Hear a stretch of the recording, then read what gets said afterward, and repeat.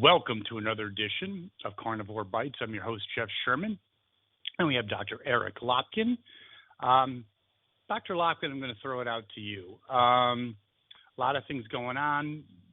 I think in particular, I just want you to touch on the McCabe interview on 60 Minutes real quick. Don't give it, too much of a discussion point. But for me, I found it a little troubling, which leads up to the next area we'd like to venture into in terms of the media totally overlooking the fact that he's really discussing a coup attempt.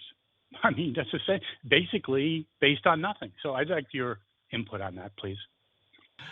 Yeah, he's trying to sell his book. And in the book, he talks about using the 25th Amendment and the discussions around that to get Trump out of office.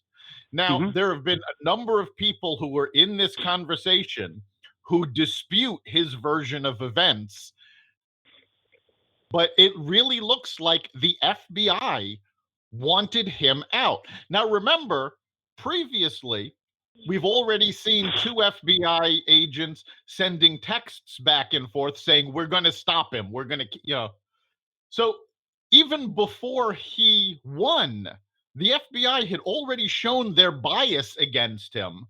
And it looks like the FBI, which had been completely politicized under Obama, oh God, was actually trying a coup attempt. And that doesn't shock people. I mean, even if you hate Trump, which is fine, that is troubling. A duly elected and basically very effective because they certainly put the handcuffs on, no pun intended, the handcuffs on Trump in terms of his agenda. I think he was only probably allowed to probably accomplish 60% of what he could have. It was always hanging over his head. It ruined his credibility internationally. It did huge damage to his administration. It was not unscathed. Well, remember, under the Obama administration, the FBI had been politicized. The IRS had been politicized to go after weaponized, yes, conservative organizations like the Tea Party. The FBI was weaponized against the media, where they got the Associated Press records. All of these government agencies that are supposed to be nonpartisan were turned into weapons for Obama, and nobody said a word. So when it was Obama, but right, yes, so now got a free pass on everything. When they continued that under Trump, and in this case against Trump, because Trump was certainly diametrically opposed to most of Obama's policies, nobody's blinking. It's just continuation as business as usual. I find it troubling. I also find it troubling the weaponization, politicalization of the IRS and the FBI by Obama is scary. Speaking of scary, Bernie Sanders, I think he's older than I thought, 77. Again, didn't hold the job till he was 40, is now throwing his hat in the ring. I want your viewpoint on that, Dr. Lopkin, and your assessment of his chances. Bernie, he's delusional. He's looking at this as, oh, well, now my beliefs are mainstream. The majority believes. I remember that, yes. He said this when, in the interview where he announced he was coming, and his beliefs are not only are they not mainstream, they are failed policies that other countries have gotten rid of or are getting rid of. I have to interject on that one. I do believe your first premise. Do you think America, especially the millennials and younger, are smart enough? It seems like socialism is kind of sexy.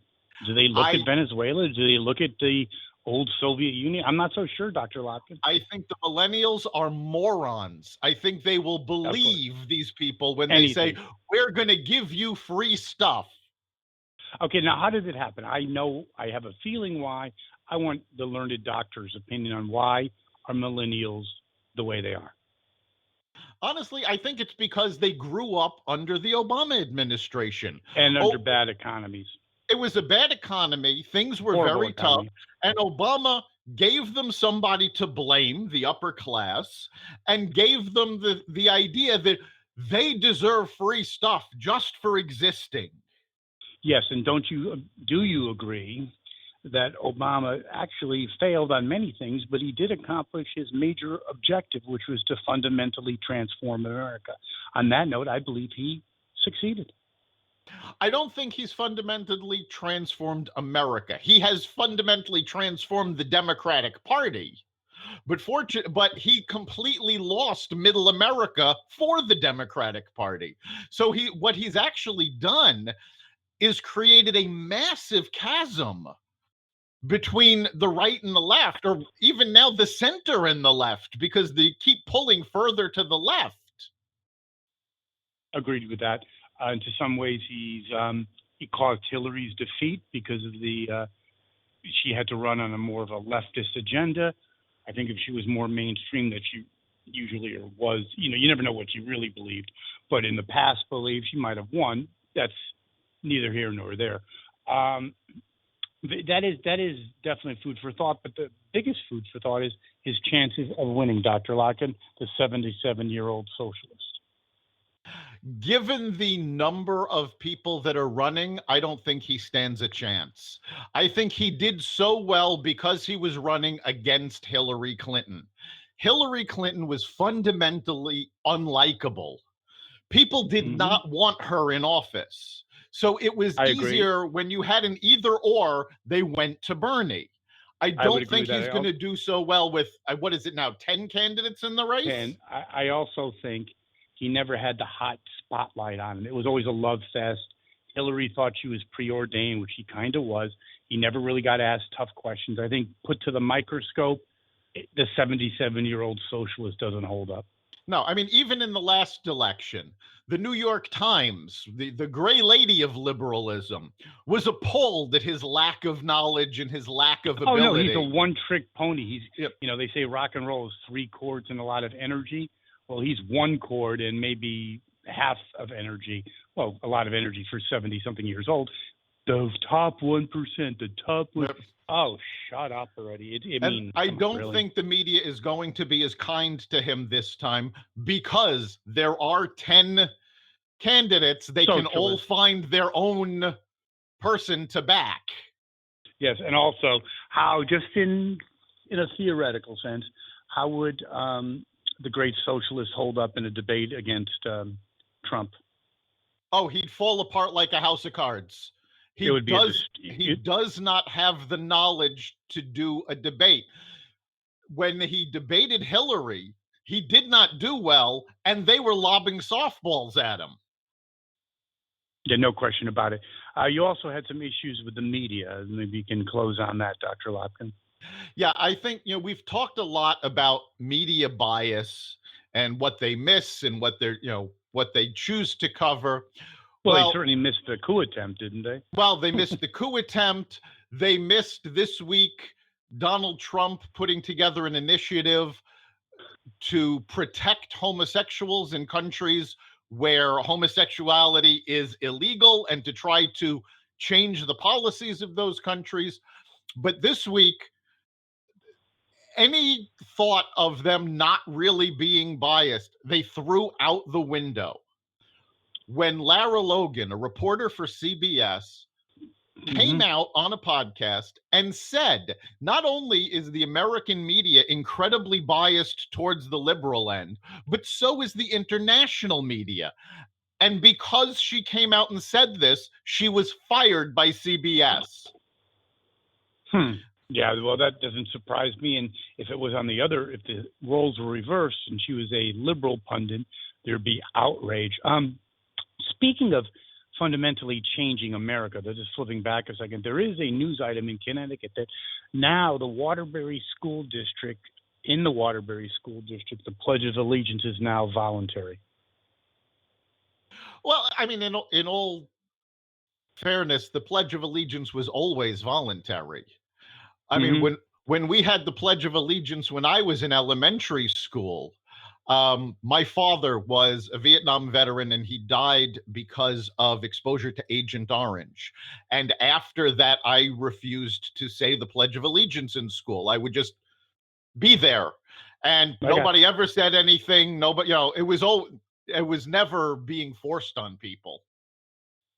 But do you think it's indicative of that we're moving towards a kind of a split with two Americas. I mean, the kneeling at the anthem, which doesn't really, but it shows that there's a big segment of especially the left side of things that truly just really don't like America. No, that really does seem to be a focus of the far left, is to destroy America. They want these European policies, which those European countries have already gotten rid of.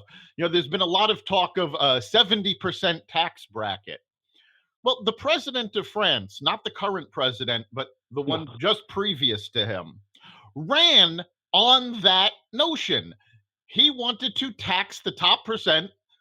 There's 70% taxes, and he won on that basis. When he implemented it, the policy fell apart because it's not sustainable, and they voted him out because it was ridiculous. But instead, it is interesting that in everywhere it's failed, but it looks like it scares me a bit, and I just want to kind of close on, is it scares me a bit because it seems like as the world, or much of the world, is moving away from socialism, it seems like it's kind of, like I said before, kind of sexy in America, especially with the millennials. Yeah, I mean, we're dealing with a vocal group of people who do not have any clue how economics work, what socialism really causes. I mean, the perfect example is what just went on in New York. Oh, God, with Cortez, right? With Cortez and Amazon. They don't understand that the $3 billion that everybody was tossing around was not being given to Amazon. It was a tax break, which meant when Amazon made the money and paid their taxes, they wouldn't have to pay that. They think that the $3 billion is still there, and now they can spend $3 billion. And it was a vocal minority. The majority of New Yorkers, the majority of New York politicians were in favor of the Amazon deal, but this wacko group managed to scuttle it. Okay, do you think that's going to hurt her? And the second little flippant point is that we talked about her education or lack thereof, lack of knowledge. Do you know that she actually got a degree in economics from BU? I know. That absolutely amazes me. I think it means that BU's accreditation needs to be reviewed. Yeah, I mean, wow.